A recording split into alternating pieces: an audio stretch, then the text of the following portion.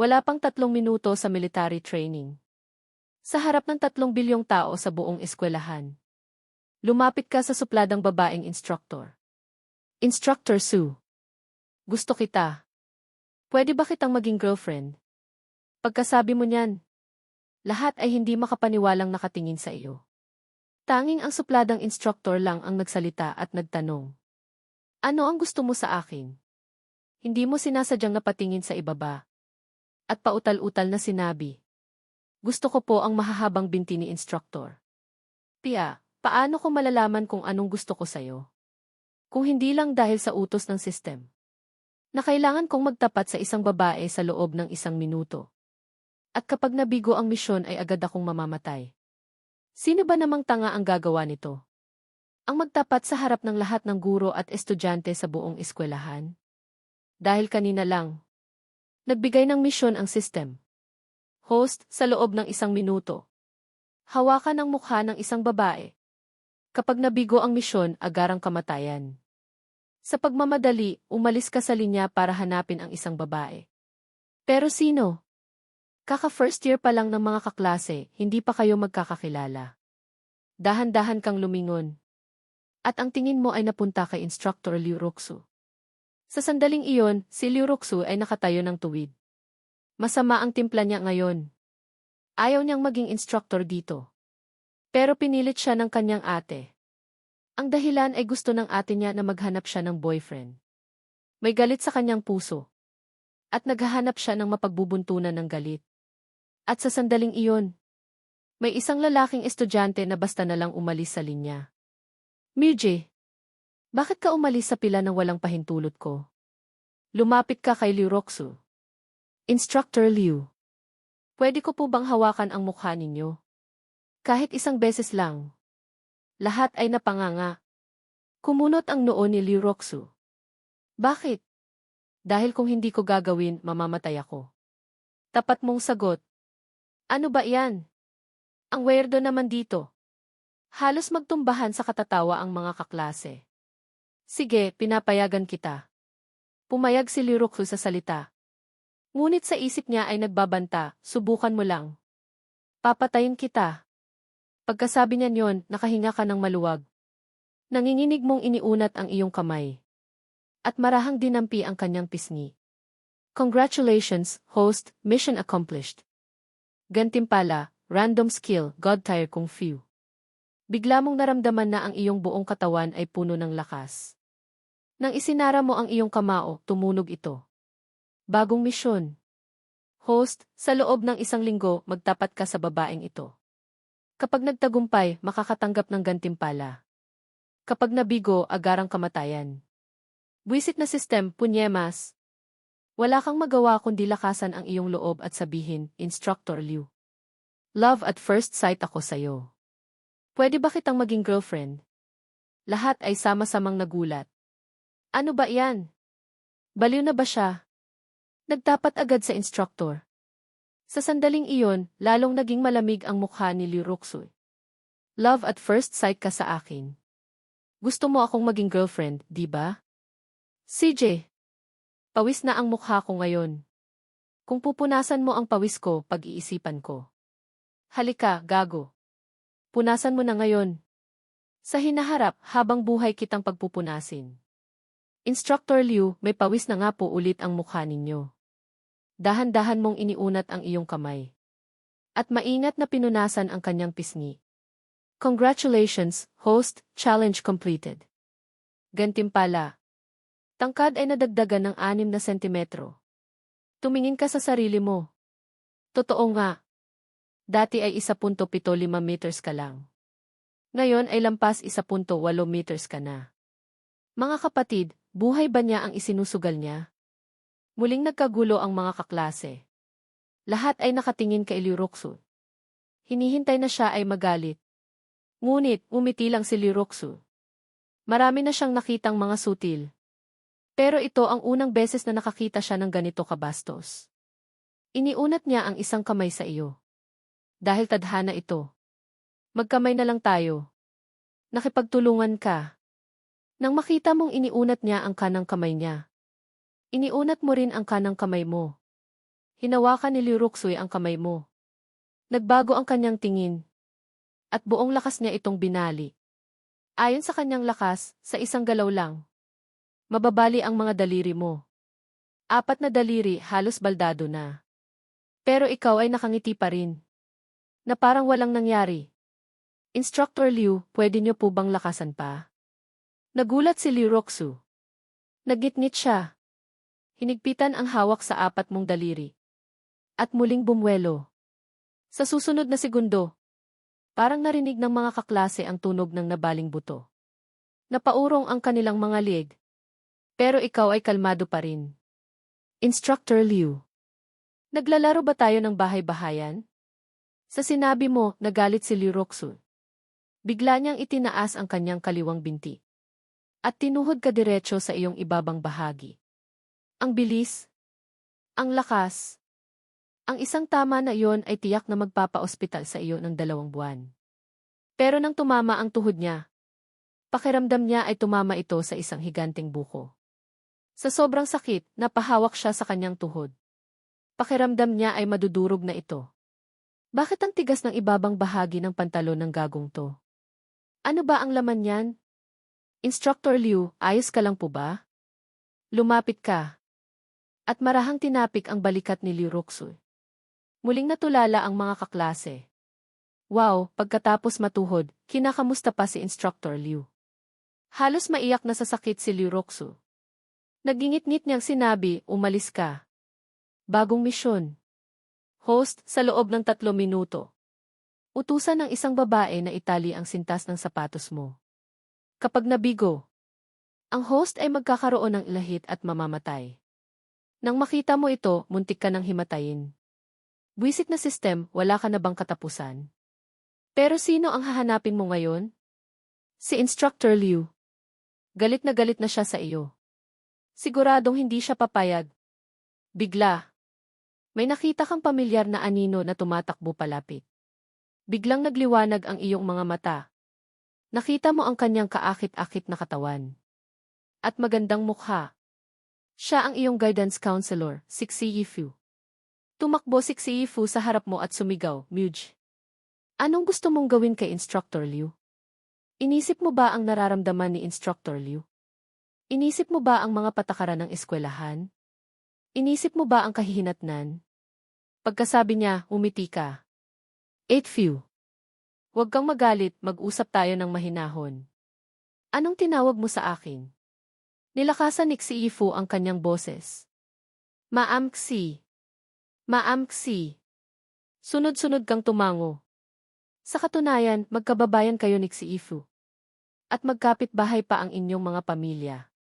Noong bata ka pa, parang anino kang sumusunod kay Xiyifu. Hindi man kayo magkapatid, pero higit pa roon ang turingan ninyo. Muje, tatanungin kita. Sino ang nagbigay sa'yo ng lakas ng loob? Tinuro ni Xiyifu ang ilong mo. Magsorry ka agad kay Instructor Liu. Ang bagay na ito ay pwedeng lumaki o lumitaw. Kapag hindi ka pinatawad ni Liu Ruxu, magaan na parusa na ang ma-expel ka. Paalala, 1 minuto na lang ang natitira. Dahil dito, wala kang magawa kundi tumayo sa harap ni Xiyifu. 8 few. Natanggal ang sintas ng sapatos ko. Pakitali mo naman at magsusori ako. Kung hindi, magtatapat ulit ako kay Instructor Liu. Hindi ka papayag? Gagawin ko na ngayon. Tinitigan ka ni Xiyifu, naggitingit. At yumuko para itali ang sintas ng sapatos mo. Biglang natigilan ang lahat sa paligid. Diyos ko! Muje, ang tindi mo. Nagtapat ka kay Instructor Liu. At pinatali mo pa kay Ma'am Xi ang sintas mo. Ang 2 Diyosa ay umiikot sa'yo. Namula sa galit ang mukha ni Liu Ruxu. Nakakita na siya ng mayabang. Pero hindi pa siya nakakita ng ganito kayabang. Muje, maghintay ka. Mamayang gabi hindi tayo maghihiwalay. Umiti siya sa sobrang galit. Nag-iwan ng isang salita at paika-ikang umalis. Instructor Liu. Instructor Liu. Nang makita ito, natakot si Xiyifu. Tinitigan ka niya. At nagmamadaling sumunod. Congratulations, host, mission accomplished. Gantimpala, random skill, kakayahang lumipad at umakyat sa pader. Masaya mong tinanggap. Maganda ang nakuha mo. Pagkatapos magkaroon ng kung fu, kaya mo pang lumipad. Ang mga lalaki ay parang alon na pumalibot sa iyo. Muje, ang galing mo. Ang dalawang diyosa ay umiikot sa iyo. Siguradong masarap yan, di ba? Sa sandaling iyon, bumaliksik si Ifu. Sumigaw siya sa mga kaklase, anong pinagkakaguluhan ninyo?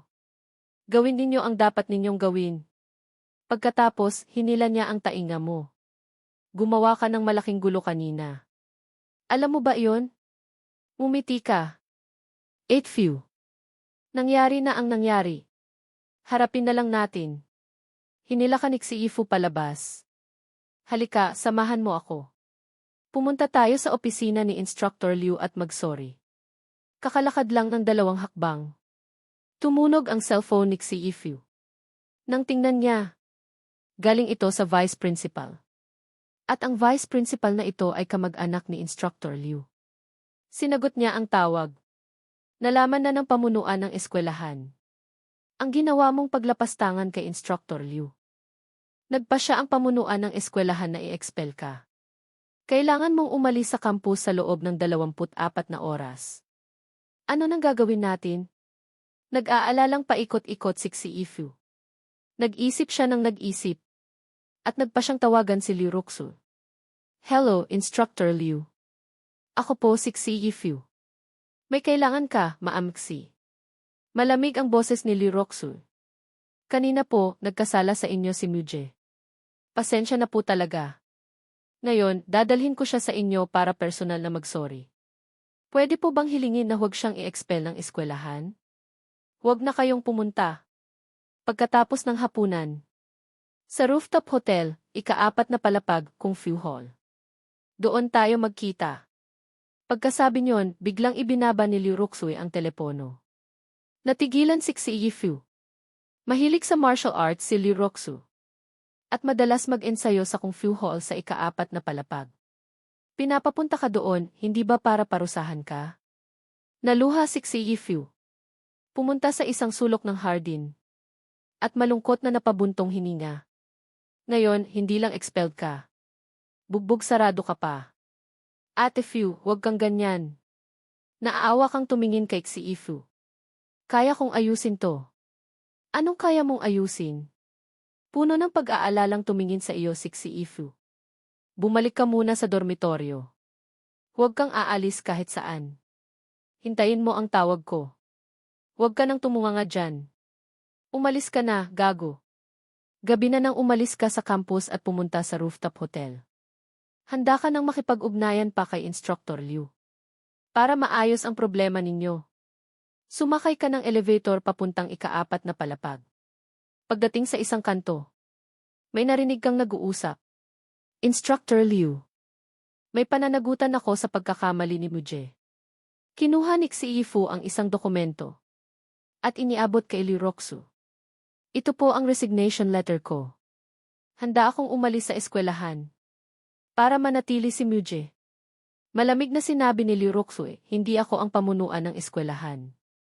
Anong silbi kung sa akin mo ibibigay ang resignation letter mo? Instructor Liu. Alam ng lahat na ang Vice Principal Wu ay kamag-anak ninyo. Isang tawag niyo lang. Mabibigyan niya ng pagkakataon si Muje. Pakisabi po kay Vice Principal Wu. Basta't manatili si Muje. Magre-resign ako. Pagkasabi niyon, tiningnan ni Liu Roxui ang babae ng may paghanga. Ngunit, umiling pa rin siya. Hindi ko kayang gawin yan. Dapat panagutan ni Muje ang kanyang mga ginawa. Yumuko ng malalim si Ifu. Hawak ang resignation letter. Instructor Liu, pakiusap. Nang makita ito, kumunot ang noo ni Liu Roxui. Kinuha ang resignation letter. Pinunit sa 2. At itinapon sa basurahan sa tabi. Maamksi, para sa isang gago, kailangan mo bang gawin yan? Pagkasabi niyon, sinabi ni Ifu, gago nga siya. Pero hindi natin pwedeng hayaan na manatili siyang gago. Congratulations, host. Bagong misyon. Sa loob ng kalahating minuto, hawakan ang braso ng 2 babae. At pumasok sa Kung Fu Hall. Buwisit na system, na-addict ka na ba? Anong sitwasyon na ba ngayon? Pinapahawak mo sa akin ang mga braso nila at pumasok sa Kung Fu Hall.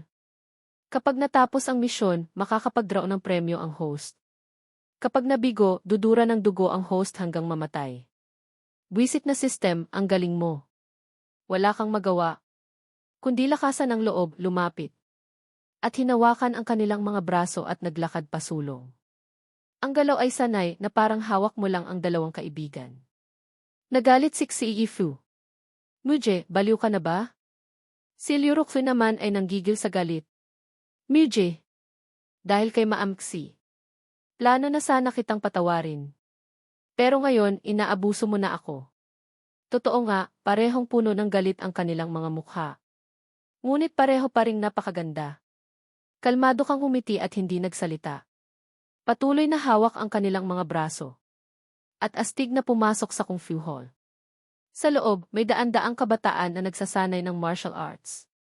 Sa pinakaharap, ay 4 na matipunong lalaki na nakaitim. Bawat isa ay parang mabangis na tigre. Nakakatakot ang dating. Nang mapansin nila na ang isa sa mga magagandang babae ay si Liu Ruxu, agad silang masamang tumingin sa iyo. Narinig na nila ang tungkol sa paghawak mo sa mukha ni Liu Ruxu. At ngayon, nakaakbay ka pa kay Liu Ruxu habang papalapit. Gaano ka ba kayabang? Umatras kayo, iwinagayway ng isa sa mga lalaking may balbas ang kanyang kamay. Ilang sandali lang, kayo na lang. Si Liu Ruxu, si Xie Fu. At ang 4 na lalaking nakaitim ang natira sa hall. Binitawan mo na si Liu Ruxu. Instructor Liu. Hindi mo ba ako ipapakilala? Doon lang nakahinga ng maluwag si Liu Ruxu. Kanina, kahit anong lakas niya, hindi siya makawala. Masama siyang tumingin sa iyo. At sinabi sa 4 na lalaking nakaitim, Mei, Lan, Zhu, Ju. 4 na kapatid. Ang ibabang bahagi ng lalaking ito ay medyo matigas. Kaninang umaga, nasaktan ang tuhod ko. Pakitingnan ninyo para sa akin. Ang 4 na lalaking nakaitim ay ang mga pinagkakatiwalaang bodyguard ni Liu Ruxu. Pinagmasdan nilang lahat ang iyong ibabang bahagi. Nang makita mo ito, nahihiya mong tinakpan ang iyong ibabang bahagi. Mga kuya, huwag kayong ganyan. Sa 4 na bodyguard, ang may balbas ay si Captain Hutimi. Ha, sumigaw siya at sumugod sa iyo. Napakabilis. Parang isang tigre na bumababa mula sa bundok. Hindi pa nakakita ng ganitong eksena si Xie Fu. Nanlambot ang kanyang mga binti sa takot. Muje, takbo. Ate Fu, huwag kang mag-alala. Nagkibit balikat ka. Sila lang. Walang kwenta kahit magyabang ako sa harap nila. Nang makita ito ng sumusugod na si Hutimi, hindi niya napigilang tumawa. Hindi kaya tanga to? Bata, tikman mo muna ang bagwasang ko. Nang makita ito ni Xie Fu, nanindig ang kanyang mga buhok sa takot. Ang isang palad na iyon ni Hutimi, kahit hindi ka mamatay. Tiyak na magiging baldado ka. Sa isang iglap, hindi na niya inalintana ang sarili. Nagitngit siya at sumugod para protektahan ka. Ang kamay ni Hutimi, na kasing laki ng pamaypay, ay humampas sa harap ni Xie Fu. Isang malakas na hangin ang nagpatayo ng kanyang buhok. Maamxi, ito ay sa pagitan namin ni Muje. Pakiusap, umalis ka muna. Gusto pa sanang magpaliwanag ni Xie Fu. Pero walang awang hinila siya palabas ni na Song Jinsu at Ximen Triju. Bata. Sa training ground, hinawakan mo ang mukha ng second miss. Ngayon, nagyayabang ka pa. Buhay mo ang kapalit. Sa sandaling iyon, sumigaw si Hutimi. At muling sumugod sa iyo. Isang palad na may kasamang hangin. Pero pagkatapos niyang ihampas, natigilan siya. Biglang walang tao sa harap niya. Lumingon siya. At sa likod niya, nakatayo ka. Nakatingin sa kanya mula sa itaas. At may kasama pang ngiti. Nagulat si Liu Ruxu. Kanina lang, nasa harap ka ni Hutimi. Isang iglap lang, nasa likod ka na niya. Kuya Timi. Hindi ganyan ang bagwazhang. Hinawakan mo ang balikat ni Hutimi gamit ang isang kamay. At ang isa pang kamay sa kanyang kamay. Kapag ginagawa mo ang bagwazhang, kailangan mong kalimutan ang iyong katawan. Kailangan mong kalimutan ang katawan ng kalaban. Lahat ay dapat random. Para masigurong ang palad na ihahampas mo ay tatama ng husto sa kalaban. Siyempre, hindi pumayag si Hutimi. Sinubukan niyang kumawala, pero ang kanyang katawan ay hindi na niya kontrolado. Gusto niyang gumalaw pero hindi niya magawa. Pagkatapos ng 1 minuto, wala siyang nagawa kundi magsanay ng bagwashang sa ilalim ng iyong gabay. Bawat galaw ay seryoso. At sa iyong pagtuturo, pakiramdam niya ay mabilis siyang umuunlad. Hutimi. Hindi na nakatiis si Liuroxu. Anong ginagawa mo? Pagkasabi niyon, nahihiyang humiti si Hutimi. At namula. Second miss. Gusto ko sanang bugbugin si Muje. Pero hindi ko kontrolado ang sarili ko ngayon. Nang makita ito, sabay-sabay na sumigaw ang 3 pang bodyguard. At sumugod sa iyo. Nanonood si Liuroxu. Kaya kailangan nilang bumawi. Pero pagkatapos nilang sumugod, sa loob lang ng 1 minuto, lahat silang 3 ay bumagsak. Dahil sa sobrang bilis ng galaw mo. Hindi nila nakita kung paano sila napahiga sa sahig. Ang mas ikinagulat nila ay tinuturuan mo pa si Hutimi na magsanay ng bagwashang. Nang makita ito, natulala si Liuroxu. Inaasahan niyang makita kang maging parang baboy sa bugbog. Pero sa sandaling ito, ang kanyang 4 na bodyguard ay mas mukha pang kaawa-awa kaysa sa baboy. Disipulo, ano nang pakiramdam mo ngayon? Tanong mo habang diniinan ang hawak sa kanya. Naramdaman ni Hutimi ang matinding sakit sa kanyang balikat. At sumukong tumango. Mas maayos na po ang pakiramdam ko ngayon. Salamat, Master. Nang marinig ito ni Liuroxu, halos masuka na siya sa galit. Bilang leader ng 4 na bodyguard, wala na siyang hiya. Inutusan siyang manguna sa pagbugbog sa iyo. Pero ngayon, parang asong tumatawag sa iyo ng master. Sige na. Tulungan mo ang mga junior mo. Tinapik mo ang balikat ni Hutimi. Masunuring tinulungan ni Hutimi ang kanyang mga kasama. Nang tulungan niya si Ximentriju. Sumigaw si Ximentriju, "Huwag mo akong hawakan." Nahihiya siya. At pakiramdam niya ay binigo niya si Liuroxu. Malamig na tiningnan ni Second Miss si Ximentriju. Pagkasabi niyon, biglang nagbago ang mukha ni Ximentriju. Nakangiting sinabi, hindi na. Muje, kaya ko na to. Kaya ko na. Anong tinawag mo sa akin? Tanong mo. Pagkasabi niyon, ngumiti si Ximentriju. Master. Tinawag ka ng kuya ko na master. Kaya tatawagin din kitang master. Masakit talaga ang tama ko kanina. Master. Si Zheng Yilan at Song Jinsu ay magalang ding tumawag. Kapag natuto kami ng martial arts mula sa iyo, siguradong mabilis kaming uunlad. Nang makita ito, natulala si Liuroxu. Ang kanyang 4 na bodyguard ay nakapaligid sa iyo, nag-aalala. Nag-aalok ng sigarilyo. At lahat ay naging sip-sip. Congratulations, host, mission accomplished. Gusto mo na bang mag-draw ng premyo ngayon? Draw. Unang beses mong mag-draw, medyo excited ka.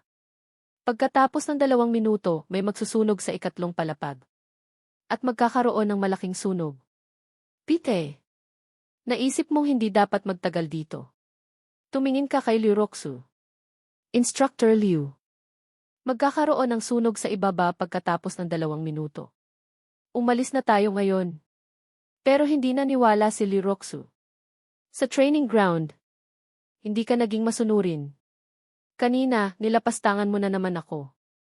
Ngayon, kailangan mong mag-sorry. Habang nagsasalita, hinawakan na niya ang braso mo. Nang makita mo ito, umiling ka. Kinuha ang cellphone mo at tinawagan si Xiifu. Sinabihan siyang bumaba agad gamit ang hagdanan. Kakausap mo palang kay Xiifu. May narinig kang sumisigaw sa labas, may sunog sa 3 palapag.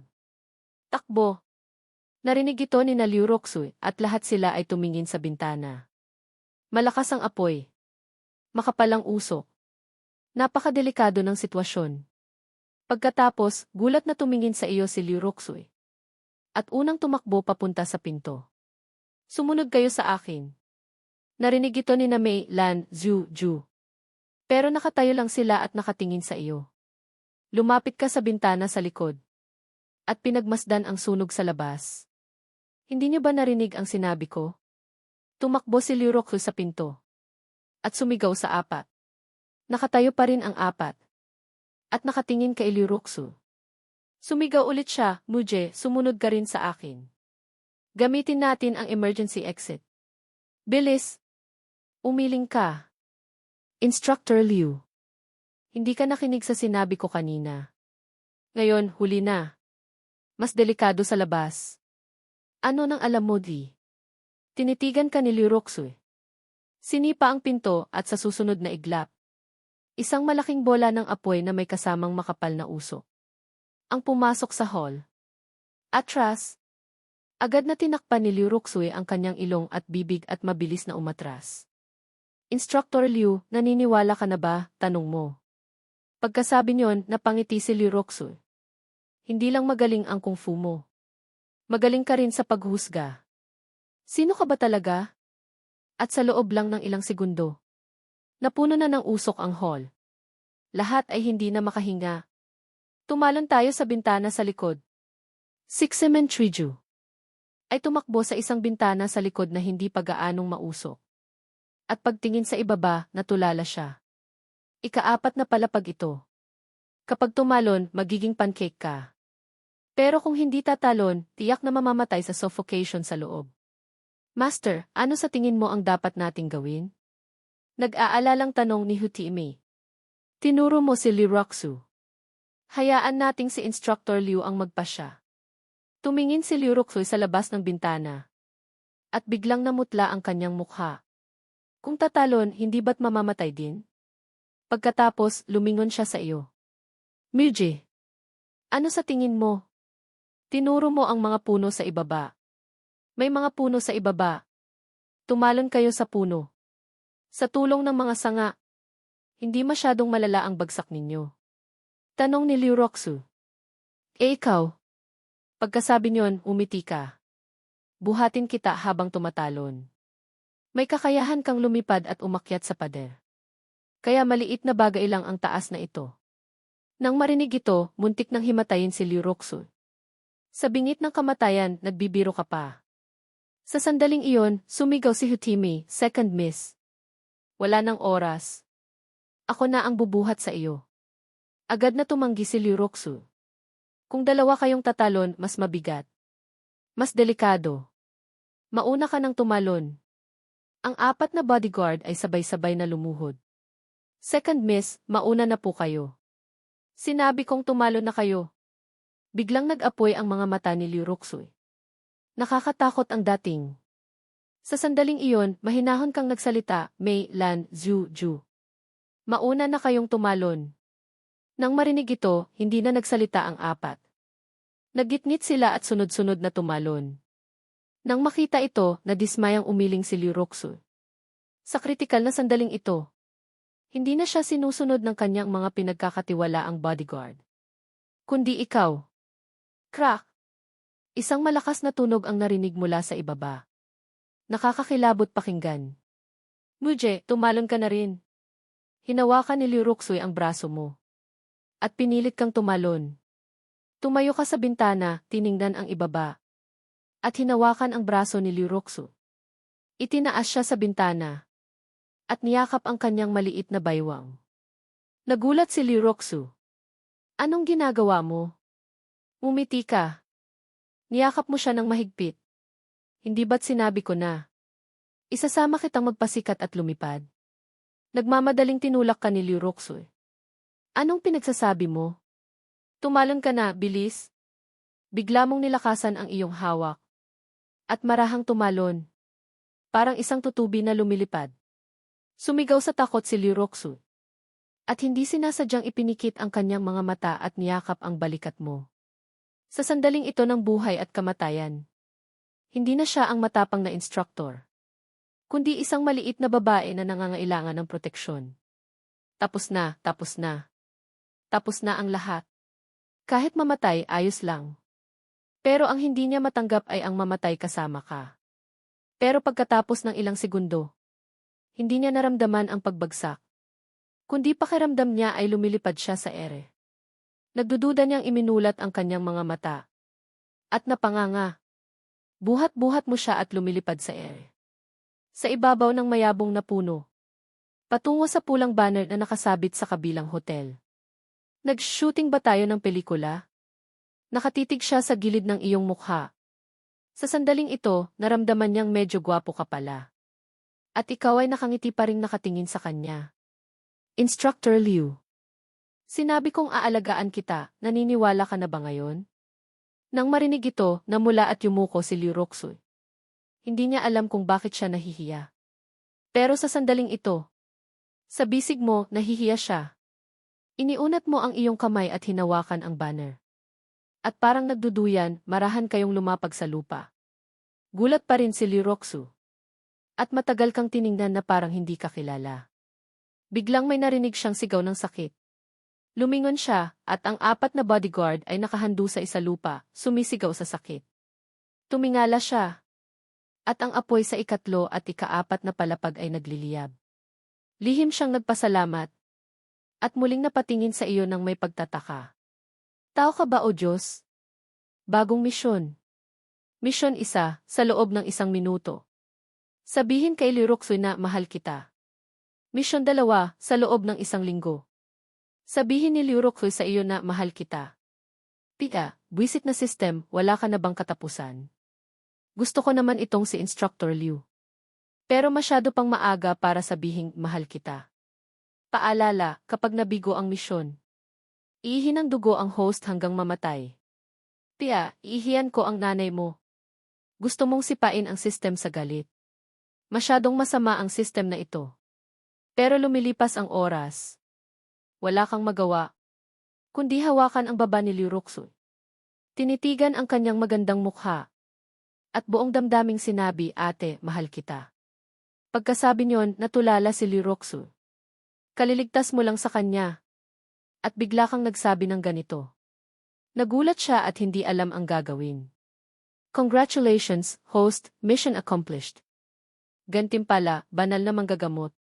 Sa susunod na segundo, ang mga kaalaman mula sa Huang Dinijing, Shanghan sa Binglun at iba pang medikal na libro, ay biglang pumasok sa iyong isipan.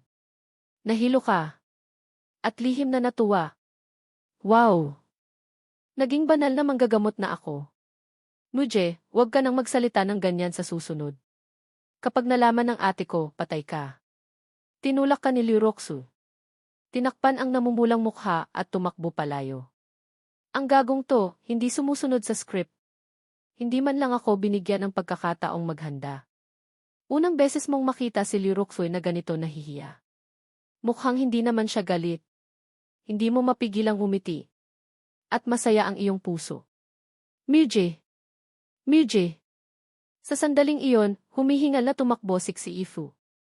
Nang makitang ligtas ka, niyakap ka niya. Tinako mo ako. Akala ko. Masusunog kayo ni Instructor Liu sa loob. Ate Bu, ayos lang ako. Sige na, huwag ka nang umiyak. Pinunasan ni Ifu ang kanyang luha. Nang masigurong ayos ka na, tumigil na siya sa pag-iyak. Adik, huwag mo sanang isiping pinapangaralan kita. Pero huwag ka nang gumawa ng kung ano-ano kay Instructor Liu. Tingnan mo, hinawakan mo lang ang mukha niya. At ang dami nang nangyari. Pagkasabi niyon, natawa ka. Nang makita ito, sumimangot si Ifu. Anong tinatawa-tawa mo? Ate Fu, sinabi ko kay Instructor Liu na mahal ko siya. At hindi siya tumanggi. Nang marinig ito, natakot si Ifu. Muje, ano nang nakain mo? Hindi natin pwedeng sabihin iyan. Kapag nalaman ng ate niya, hindi mo malalaman kung paano ka mamamatay. Pagkatapos, umiyak siya. Baliw ka na ba? Kapag nalaman ng ate niya, anong gagawin natin? Naantig ka. Yumuko at niyakap ang kanyang balikat. 8 Few. Hindi ganoon kalala. Kaya kong harapin ang ate ni Liu Roxu. Pero ang ate niya, isang tingin lang, nakakamatay na.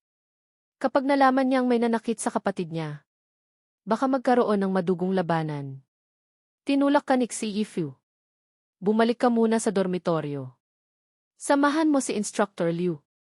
Alamin mo ang sitwasyon. Tandaan mo, huwag kang lalabas mag-isa. Samantala, sa isang marangyang opisina sa Liu Security Building, nakaupo ang isang 30 anyos na malamig at eleganteng babae. Hawak niya ang kanyang cellphone. At ang screensaver ay si Instructor Liu Roxu. 8 lalaking nakaitim ang magalang na nakatayo sa harap niya.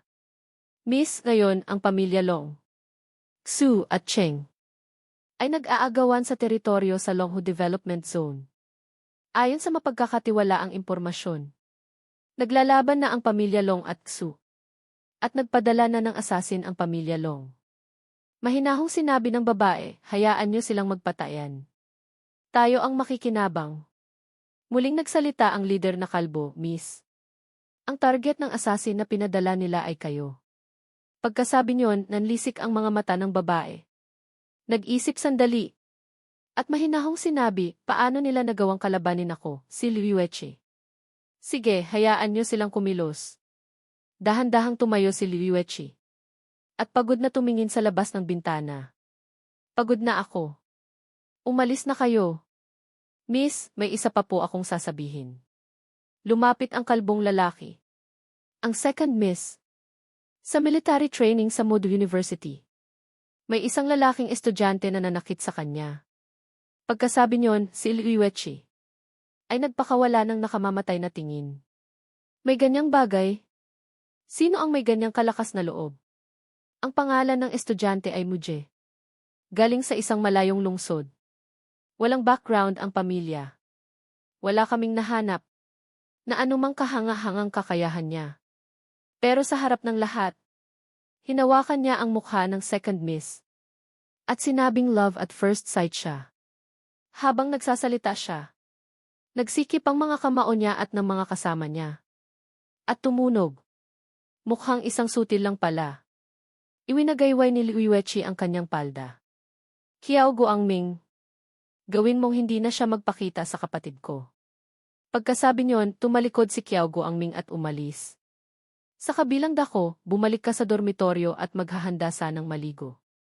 Pinigilan ka ng iyong mga kasama sa kwarto at nag-alala.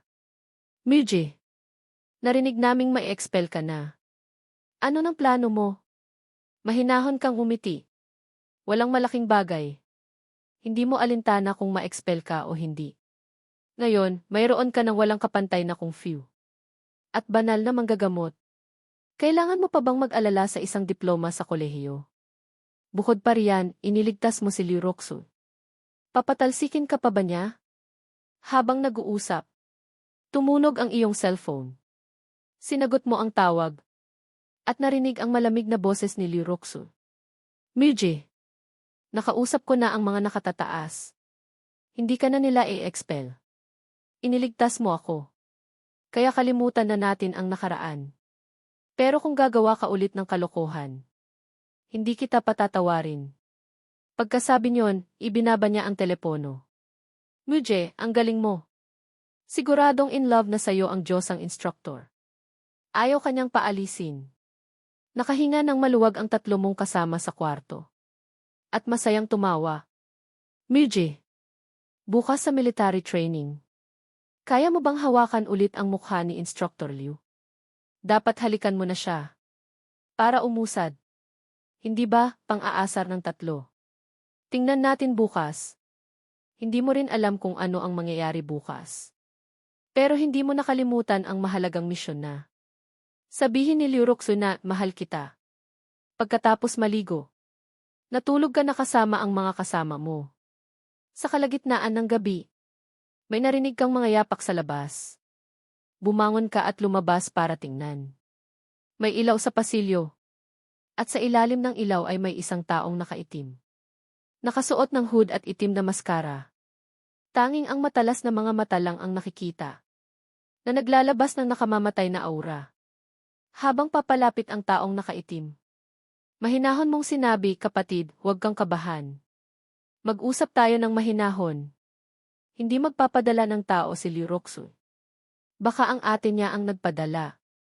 Nang makita ito, umisi ang taong nakaitim. Akala niya, ang estudyanteng humawak sa mukha ni Liu Ruxu ay napakagaling. Pero ang binatang nasa harap niya ay nakakadismaya. Bata, sumama ka sa akin. Nang marinig ito, malamig mong sinabi. Paano kung ayaw ko? Pagkasabi niyon, mabilis na sumugod ang taong nakaitim. At sinuntok ka sa dibdib. Ang kamao ko ang magsasabi sa iyo kung paano. Pero nanatili kang nakatayo. At nang dumating ang suntok, hinawakan mo ito.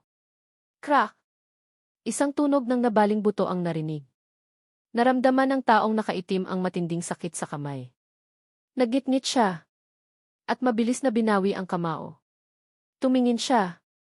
At ang kanang kamay niya ay durog na. At walang lakas na nakabitin. Gaano kalakas ang kailangan para magawa iyon? Nalaman niyang hindi niya kalaban ang nasa harap niya. Sino ba ang taong ito? Ang galing ng kung fu niya. Kapatid, huwag kang kabahan. Paulit-ulit kong sinasabi. Mag-usap tayo ng mahinahon.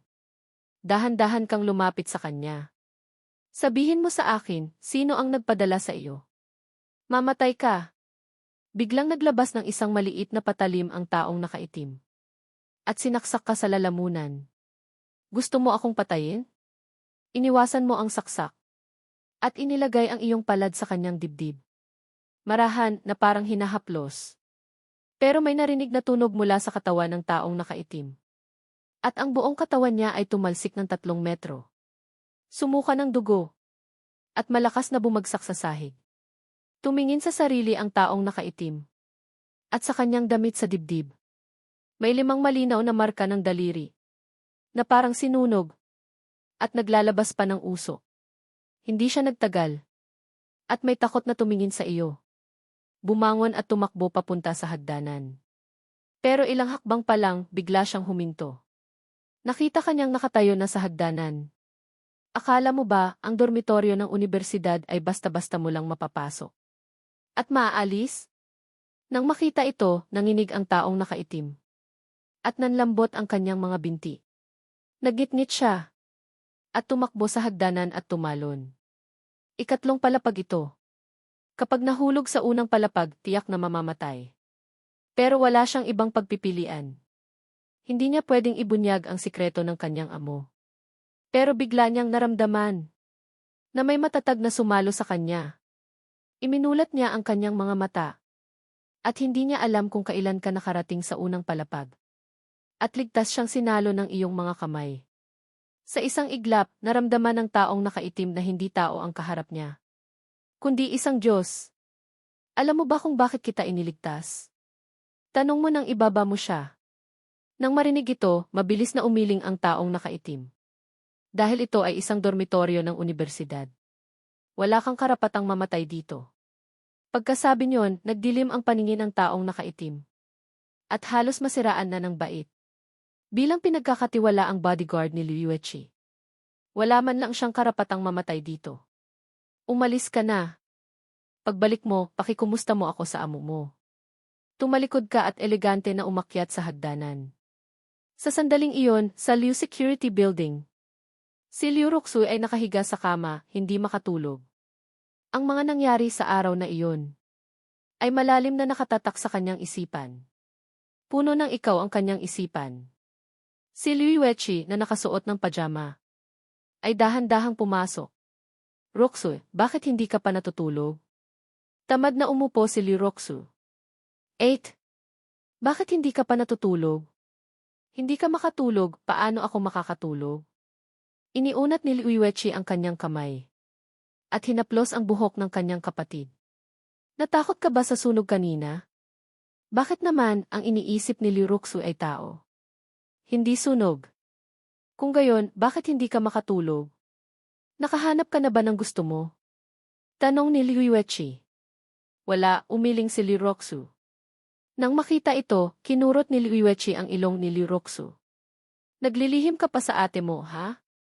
Alam ko ang lahat. May gusto ka ba sa isang lalaking nagngangalang Muje? Nang marinig ito, biglang umupo si Liu Ruxu. Sino nang may gusto sa kanya? Tagahilaga siya. At gusto ko ng taga-timog. Medyo maitim siya. At magaspang ang ugali, hindi maaasahan. Nang marinig ito, malamig na sinabi ni Liu Yuechi. Kung ganyan, panatag na ako. Nagpadala na ako ng tao para ayusin siya. Pagkasabi niyon, natakot si Liu Roxu. At mabilis na hinawakan ang kamay ng kanyang ate. Huwag, ate. Estudyante lang si Muje. Normal lang na magkamali. Huwag mo siyang saktan. Nang marinig ito, kumunot ang noo ni Liu Yuechi. Bakit? Gusto mo ba talaga siya?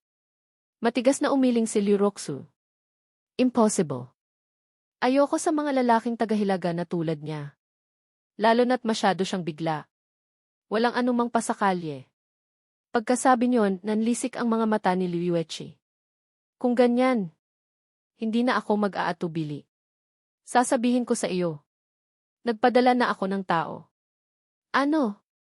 Nagulat si Liu Roxu. At nagmamadaling kinuha ang cellphone sa bulsa ni Liu Yuechi. Tawagan mo na ang mga tao mo. Huwag mo siyang saktan. Ang kanyang 4 na bodyguard ay maliit na bagay lang kumpara sa mga bodyguard ng ate niya. Nang makita ito, hinawakan ni Liu Yuechi ang kamay ni Liu Roxu. At seryosong nagtanong, Roxu, huling tanong ko na to. Gusto mo ba talaga siya? Nag-aalalang sinabi ni Liu Roxu. Tawagan mo na ang mga tao mo. Huwag mo siyang saktan. Pakiusap, ate. Sige, tatanungin ko kung nasaan na siya. Kinuha ni Liu Yuechi ang cellphone at tumawag. Nasaan ka na? Paos ang boses sa kabilang linya. At may halong sakit. Miss, kakarating ko lang. Magpapalit na sana ako ng damit. Pumunta ka agad sa pinto ng kwarto ko at mag-report. Ibinaba ni Liu Yuechi ang telepono. At napabuntong hininga. Kapatid, pasensya na, pero mukhang malala na ang sitwasyon ng estudyante mo. Nagmamadaling nagsapato si Liu Roxu. At tumakbo palabas ng kwarto. Sabik na naghihintay ng balita tungkol sa iyo. Wala pang 5 minuto. Isang taong nakaitim ang paika-ikang lumapit. Isang kamay ay nakahawak sa pader. At nanginginig ang mga binti. Nagulat ang magkapatid. Qiao Guangming, bakit ka nasugatan? Miss, lumapit si Qiao Guangming. At nahihiyang yumuko. Ang kanyang kanang kamay na may benda ay nanginginig. Qiao Guangming, anong nangyari? Bakit ganyan ang itsura mo? Sigaw ni Liu Yuechi. Miss, pinuntahan ko si Muje. Pero hindi ko siya kalaban. Dinurog niya ang kanang kamay ko. At isang palad lang, tinapon niya ako. Ibinukas ni Qiao Guangming ang kanyang damit. Para ipakita kay Liu Yuechi ang sugat sa kanyang dibdib. Nagulat ang magkapatid. Sa dibdib ni Qiao Guangming, may isang napakalinaw na pulang marka ng palad. Impossible. Hindi naniniwala si Liu Yuechi na ganoon kakagaling. Kilala niya ang lahat ng magagaling na eksperto sa mudu. At imposibleng magkaroon ng ganoon kalakas na panloob na lakas ang isang first-year student. Si Liu Roxu naman ay kumunot ang noo. Naalala niya ang eksena kung saan binuhat mo siya at lumipad palabas ng bintana. Hindi kaya isa ka talagang nakatagong eksperto? Miss, umiiyak na sinabi ni Qiao Guangming. Nakita ko mismo ang nangyari. Personal kong naranasan. Hindi pa rin naniniwala si Liu Yuechi. Mali ang nakita mo. May nakatagong eksperto sa tabi niya. Magpadala ka ng tao para imbestigahan. Hirap na bumangon si Qiao Guangming. At ilang hakbang pa lang, huminto siya. Nga pala, miss. May isang pang sinabi si Muje. Pinapikumusta niya po kayo. Pagkasabi niyon, nanlisik ang mga mata ni Liu Yuechi. Napakayabang. Kailangan kong makilala ang mayabang na taong ito. Hindi ba't nagkasunog sa hotel? Noong panahong iyon, binuhat ako ni Muje at lumipad palabas ng bintana. At ligtas kaming nakalapag. Naalala ni Liu Roxu ang mga pangyayari. Sa sandaling iyon, nagduda na ako kung marunong ba siyang lumipad. Nang marinig ito, umisi si Liu Yuechi. Impossible. Isang 18 o 19 anyos na first-year student. Imposibleng maging ganoon kagaling. May misteryosong eksperto sa tabi niya. Bigla may naisip siya. Hinawakan ang balikat ni Liu Roxu. Roxu, bukas. Pagkatapos ng military training, imbitahin mo siyang pumunta dito. Gusto ko siyang makita. Kinabukasan, habang papunta ka sa training ground, maraming kaklase ang bumati sa iyo. Mula nang hawakan mo ang mukha ni Liu Ruxuy kahapon. Naging alamat ka na sa eskwelahan. Nakapamulsa kang naglalakad. At ngumingiti lang sa lahat. Si Liu Ruxuy ay palihim. Na pinapanood kang magyabang. Ngumisi siya. Maghintay ka, gago.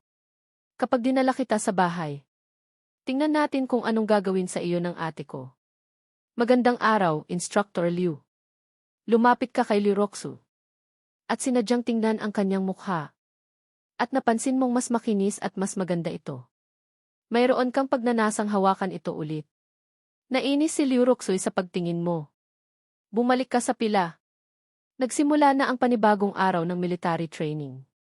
Pagdating ng 1:00 ng umaga, lalong uminit ang panahon. Biglang may isang babaeng nahimatay. Si Rong Yimin, ang ganda ng klase, nahimatay. Nanginginig ang katawan niya. Nang makita ito ni Liu Ruxuy, agad siyang lumapit. At kasama ang dalawang babae, dinala si Rong Yimin sa lilim. Pinainom nila siya ng tubig at pinisil ang ilong. Pero hindi pa rin siya gumagalaw. Natakot si Liu Ruxuy. At tumawag ng ambulansya. Nagtipon ang mga kaklase. At nag-aalalang naghintay. Lumapit ka para tingnan ang sitwasyon. Bagong misyon. Tumugtog agad ng isang kanta na Magandang Araw gamit ang harmonika. Ngayon, ang kaklase ko ay walang malay. Pinapatugtog mo ako ng Magandang Araw. Buwisit na system, hindi ka sumusunod sa script. Host, isagawa agad ang misyon. Kundi atake sa puso hanggang mamatay.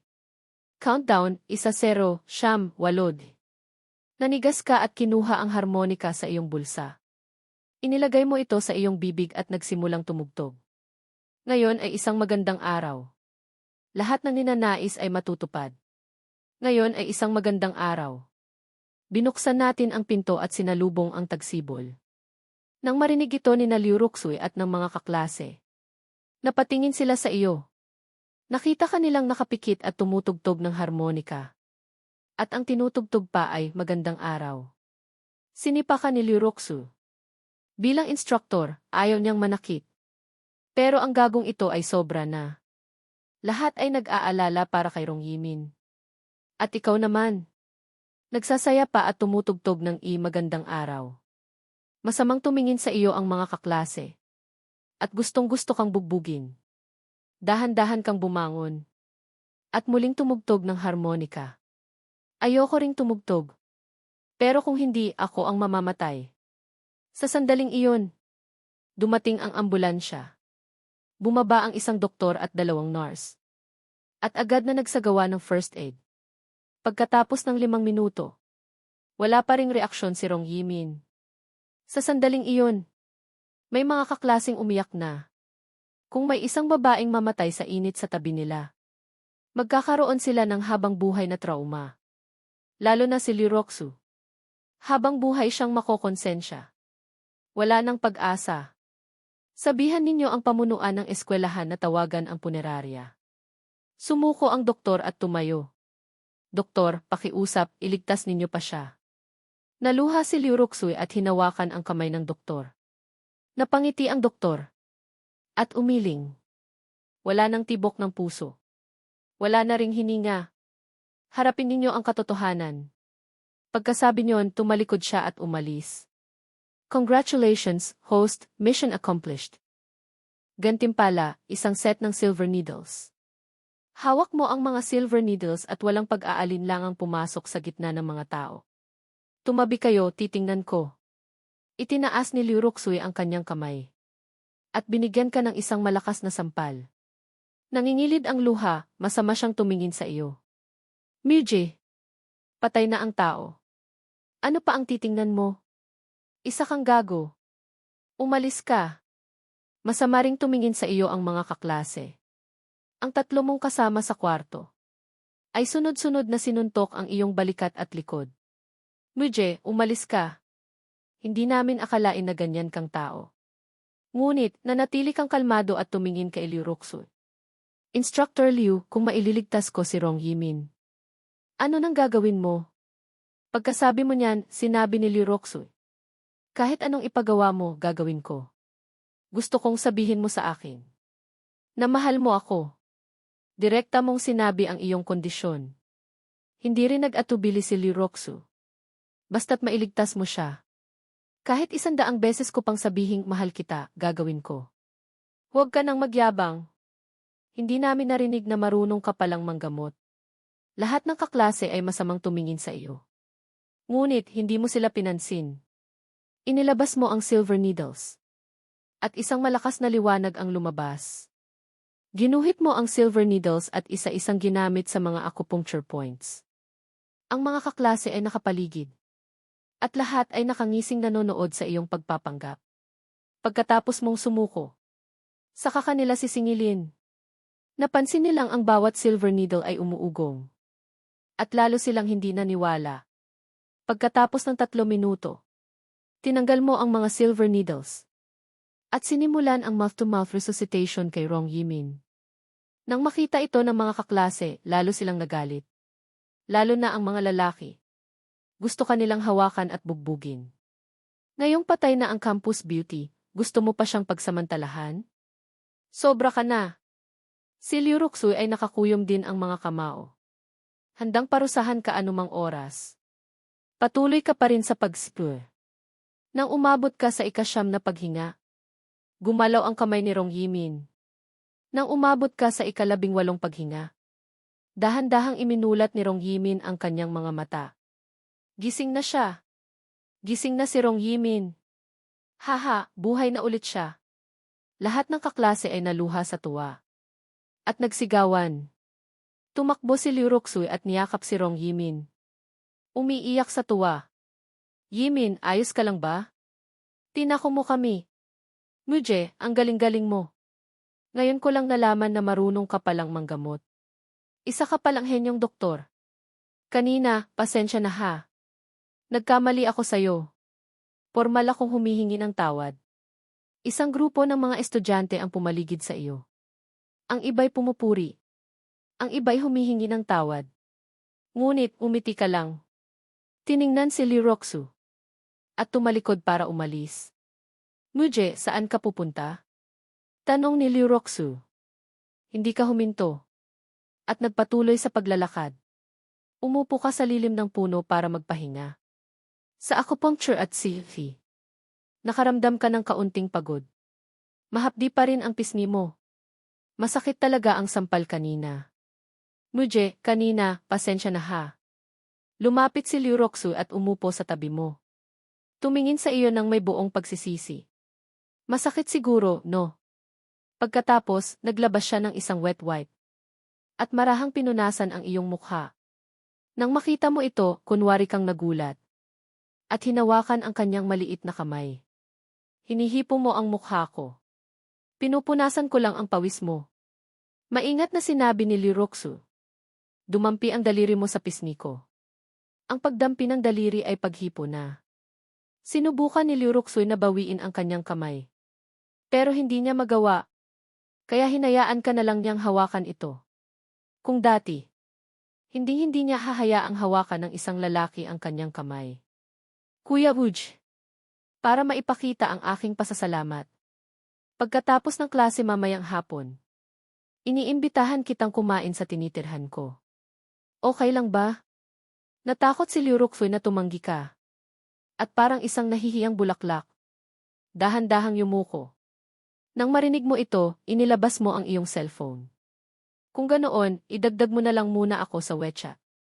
Nang makita ito, naintindihan ni Liuroxu ang laro. At agad na inilabas ang kanyang cellphone para idagdag ka. Sa loob ng 2 taon bilang military training instructor. Ito ang unang beses na nagdagdag siya ng isang lalaki bilang kaibigan. Kuya, ibig sabihin ba niyan pumapayag ka na? Huwag muna nating pag-usapan yan. Yung ipinangako mo kanina, dapat mo nang tuparin ngayon. Tiningnan mo si Liuroxu na may mapang-asar ng ngiti. Hinihintay mo si Liuroxu hanggang ngayon. Dahil gusto mong marinig ang mga salitang iyon. Nang marinig ito, namula ng husto si Liuroxu. Kinagat ang labi at yumuko. Sa sandaling iyon, namula ng husto si Liuroxu. Yumuko siya at sasabihing di mahal kita. Pero ang relasyon nilang dalawa